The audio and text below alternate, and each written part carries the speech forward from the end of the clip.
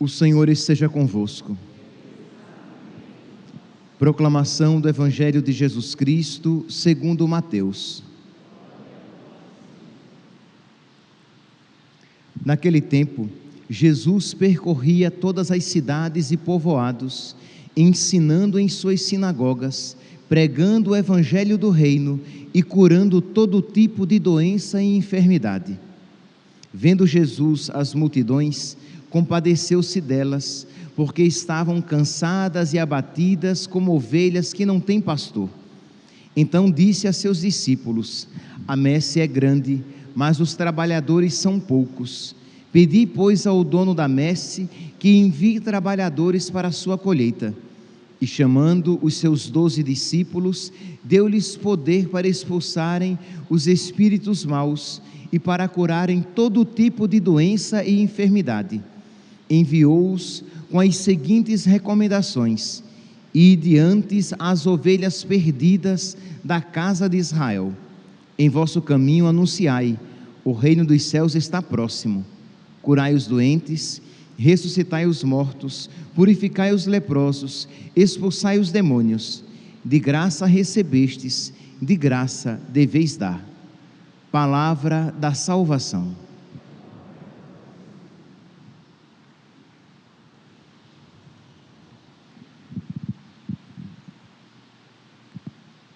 Caríssimos irmãos e irmãs, estamos no Advento, no início do Advento, e no Advento, nós voltamos os nossos olhos para o Cristo que vem, para o Cristo que veio a primeira vez no Natal, a sua vinda na fragilidade, sua vinda na carne, de uma maneira frágil, e que nós iremos celebrar na liturgia no dia 25 de dezembro, mas nós celebramos também a segunda vinda de Cristo, isto é, nós estamos na expectativa da vinda do Senhor, o Senhor que virá.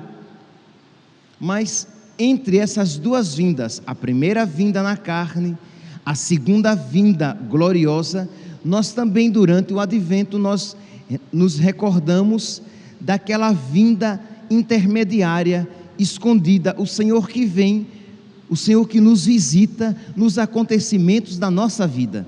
O Senhor também vem. Pois bem, e gostaria então, a partir dessa ótica, lançar um olhar sobre os textos de hoje, de uma maneira particular, na primeira leitura de hoje, retirada do livro do profeta Isaías, capítulo 30.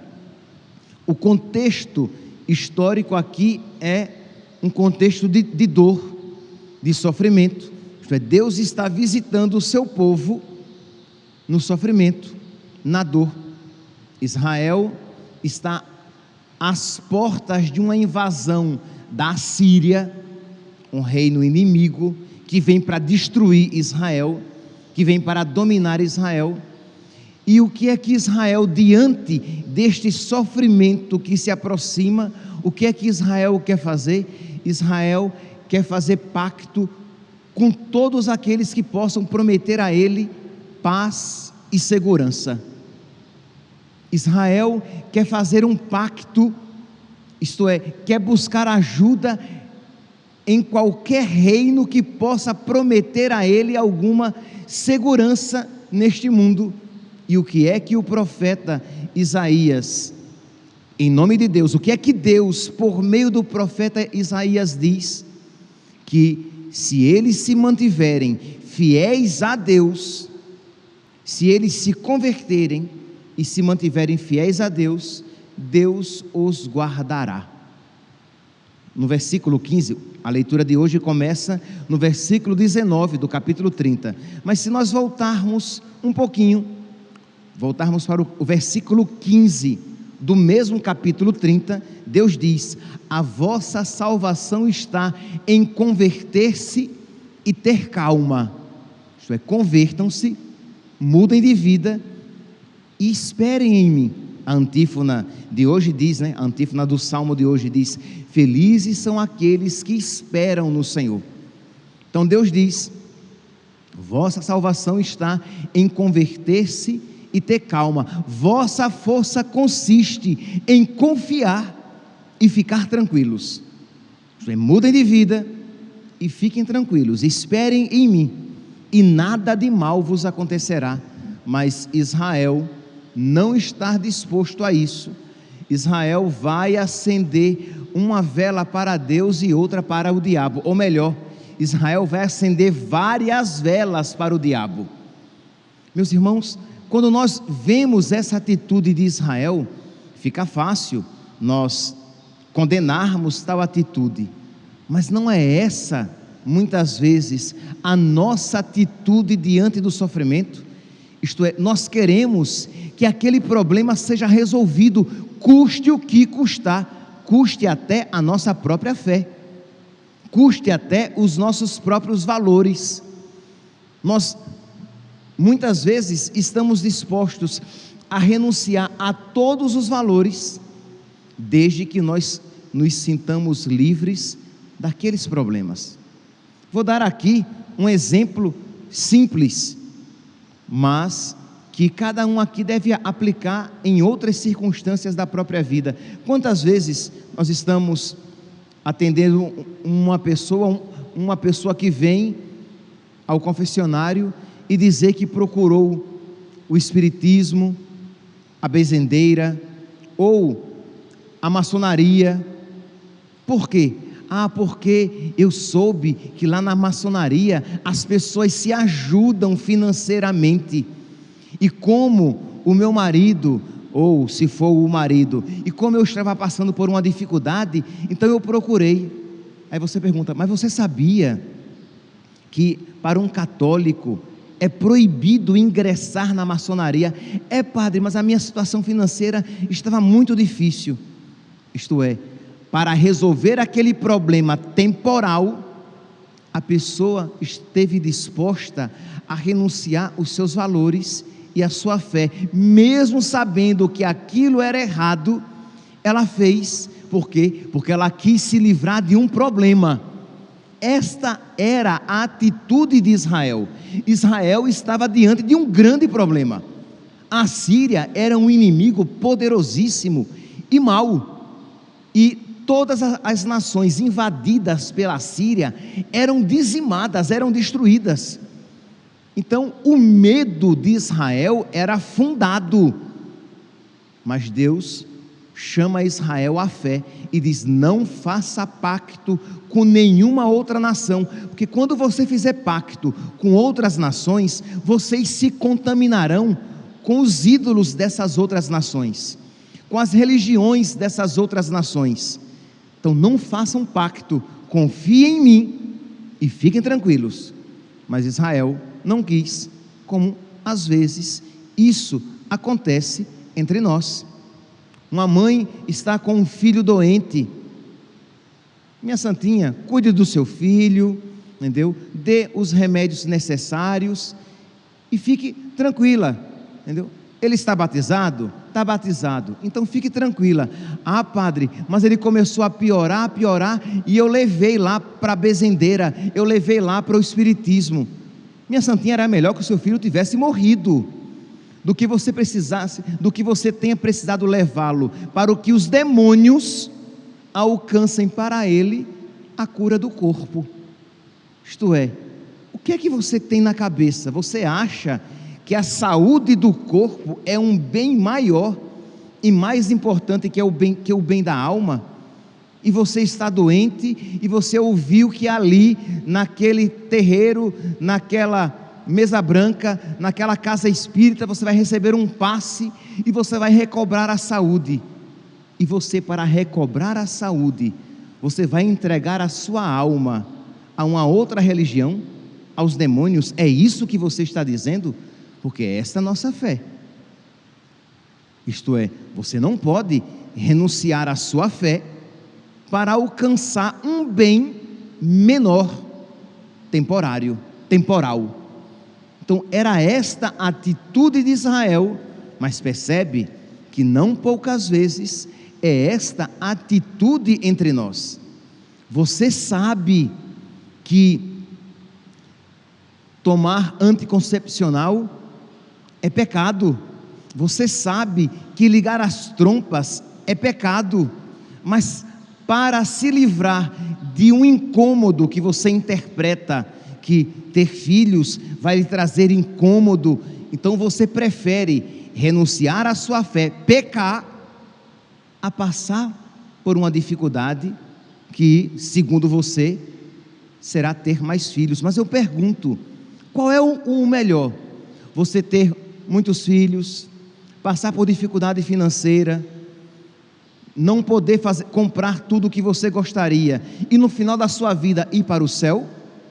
Ou você ter uma vida financeiramente equilibrada e no final da sua vida ir para o inferno? É porque nós não temos mais esses conceitos claros, as pessoas não querem mais dar esses conceitos claros. Por quê? Porque aqueles que ouvem interpretam como uma violência, quando na verdade as pessoas não querem mais ouvir a verdade, elas querem ser afagadas, mesmo que elas estejam caminhando no erro e para a perdição.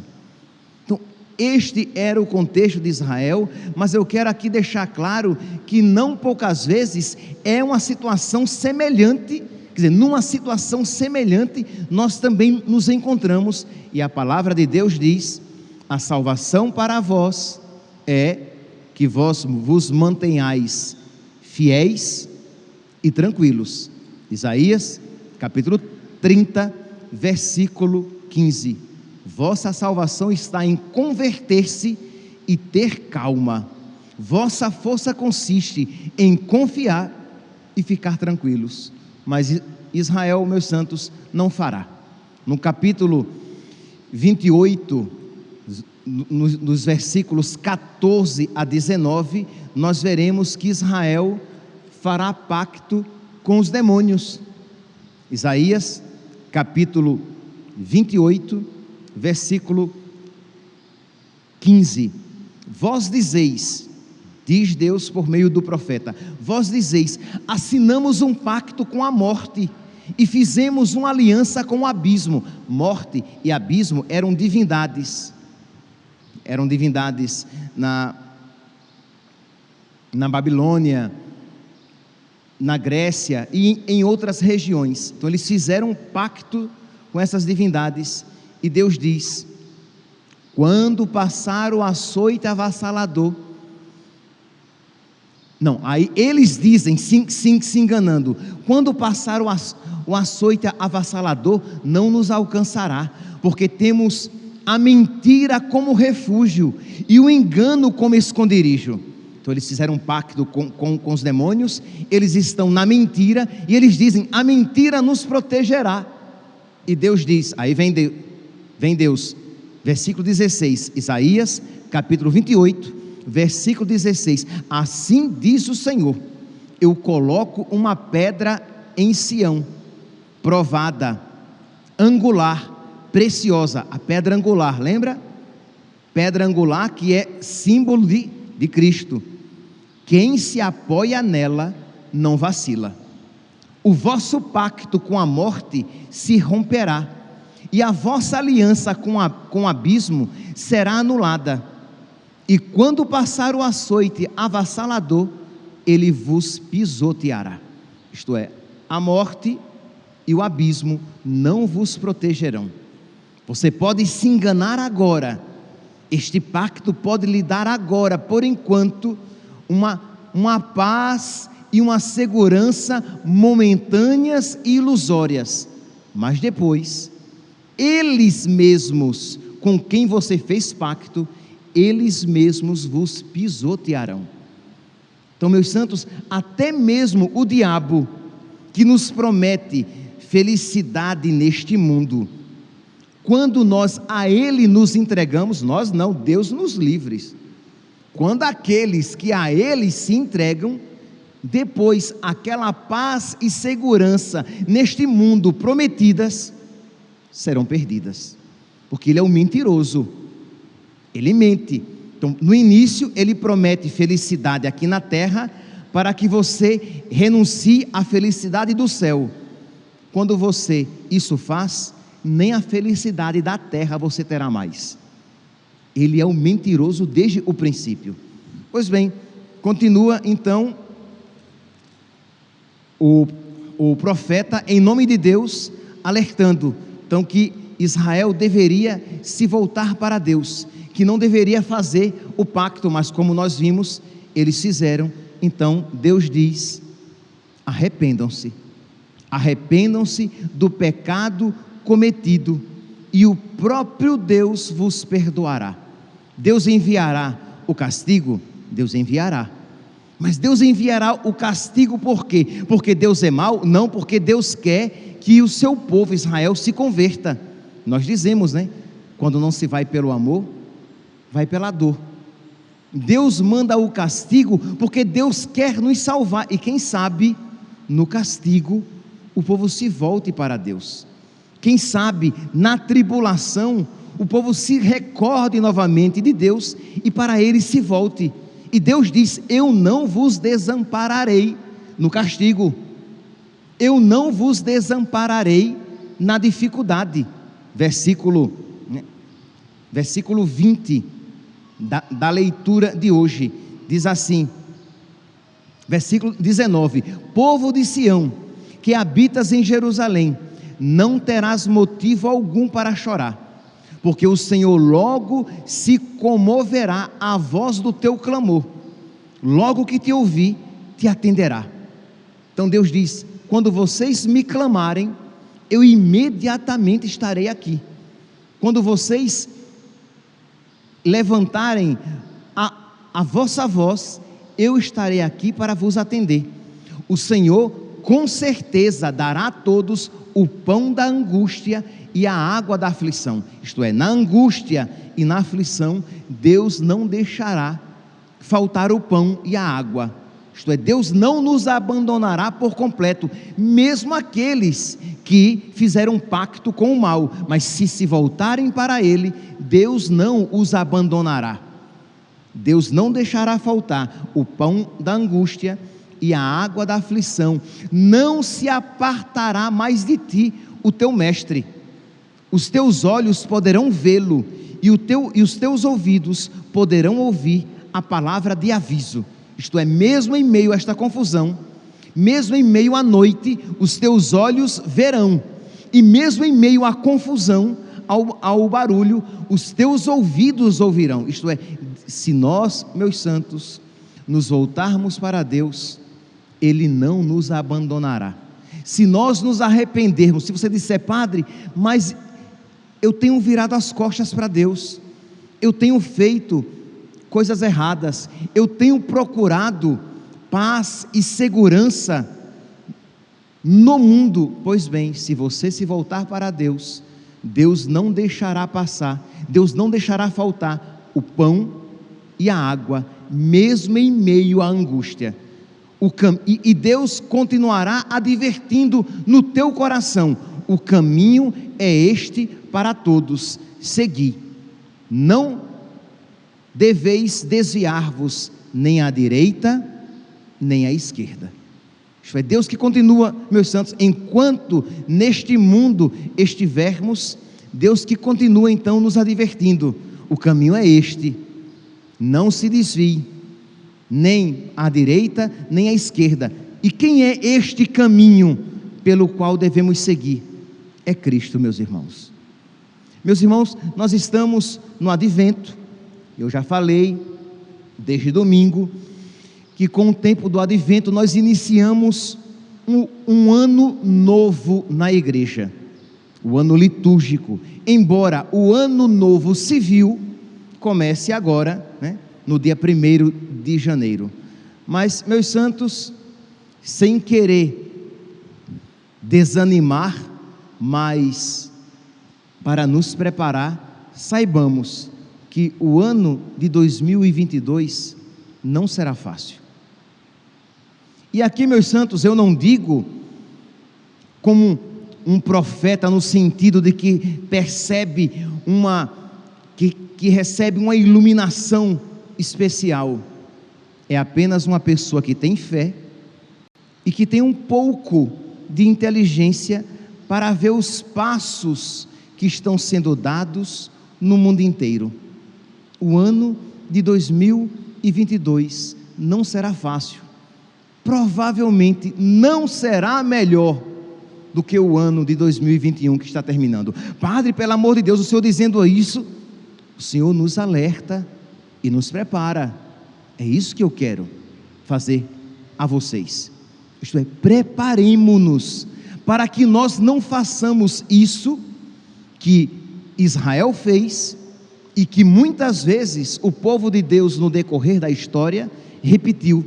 No momento da provação, no momento da dificuldade, quis fazer pacto com Deus e o diabo, quis fazer pacto com tudo, desde que lhe alcançasse paz e segurança. Saibamos, a nossa paz está no Senhor, a nossa segurança está no Senhor. Convertamo-nos e nele esperemos. Padre, e quando vier a dificuldade, o Senhor nos dará o pão e a água.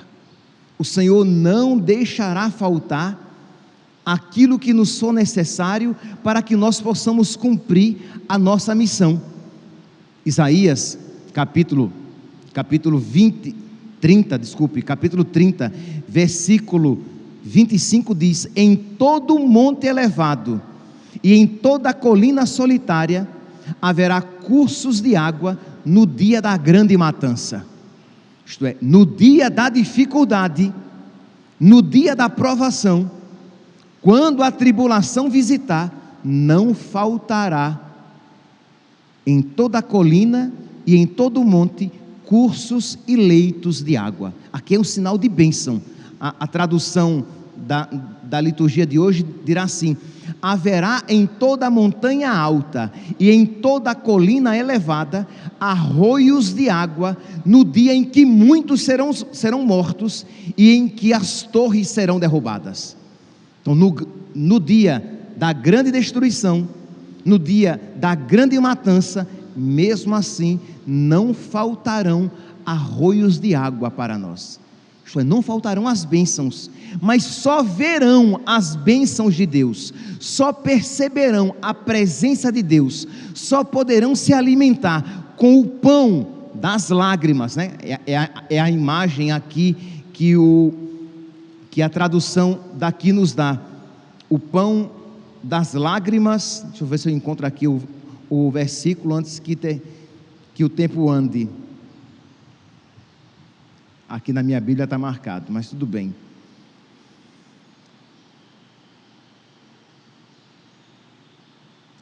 Não encontrei, mas está.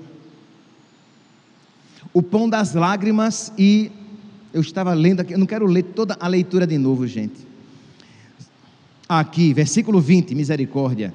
Como é que diz aqui? O Senhor de certo dará a todos o pão da angústia e a água da aflição.